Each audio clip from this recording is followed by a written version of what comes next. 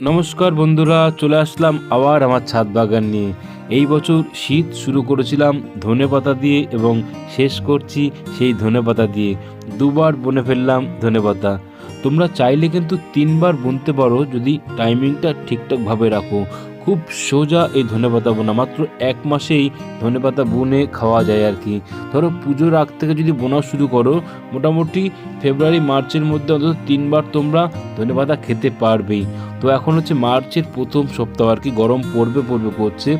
এখন যদি এরকম ধনেপাতা পাই থকথকে, তাহলে তো কোনো কথাই নেই। এবং ধনেপাতাগুলো দেখে মনে হচ্ছে সত্যি শীতকালে বোনা আর কি। এই সময় আমি ধনেপাতা কখনো বুনিনি আর কি, আগে বুনেছিলাম, কিন্তু এই সময় যে এত সুন্দর ধনেপাতা পাবো সত্যি ভাবতেই পারিনি আর কি। তো খুব সোজা কিন্তু ধনেপাতা বোনা, তোমরা এখন আর ট্রাই করো না, গরম পড়ে গেছে, এখন আর হবে না।